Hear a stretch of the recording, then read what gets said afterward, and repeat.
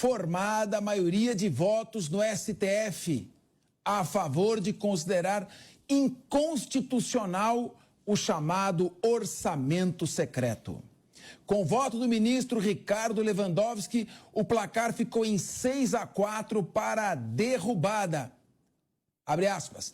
Apesar dos esforços, o Congresso não conseguiu se adequar ao que exige a Suprema Corte no que tange aos parâmetros constitucionais. A experiência legislativa revela que as normas não foram capazes de evitar a preponderância dos poderes não institucionais do relator do orçamento. Fecha aspas.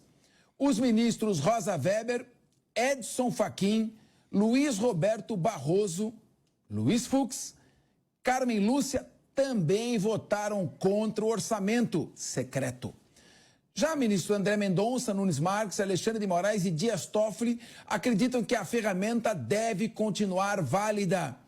Vamos perguntar aqui para os nossos craques aqui da mesa de debates o que acharam da decisão, lembrando que emenda secreta, orçamento do relator, orçamento secreto significa um deputado encaminha dinheiro público para uma determinada destinação e não se identifica.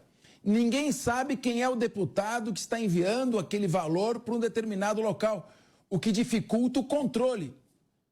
Vamos começar com o Nelson Kobayashi. Você acha que o Supremo agiu certo, que esse orçamento secreto viola os princípios da publicidade, moralidade e até legalidade? O que você achou, Nelson, da decisão do Supremo? Boa tarde, Capês. Boa tarde, nossa mesa, a toda a nossa audiência.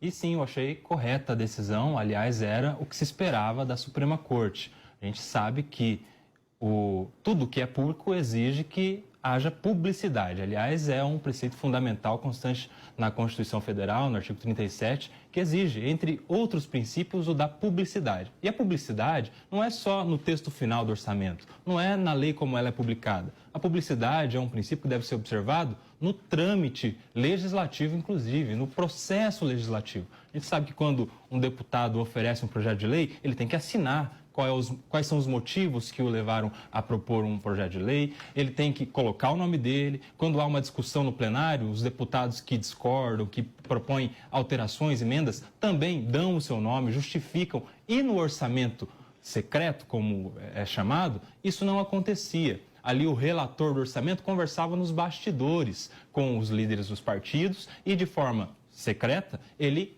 colocava um texto final. Então a gente não sabia quem era o deputado que tinha destinado determinado valor para qual lugar, em que quantidade, sob que justificativa. Isso, a gente sabe, fere o princípio da publicidade. O STF agiu corretamente em declarar a inconstitucionalidade do orçamento secreto tal como ele está. Isso agora vai gerar um impacto na discussão política, né? Exatamente porque nós estamos na semana em que a Câmara dos Deputados está para votar a PEC da transição e o orçamento secreto, como ele existia, era uma moeda de troca na negociação entre o Executivo e o Legislativo. Vamos esperar agora quais são as consequências dessa decisão no campo político, Capês.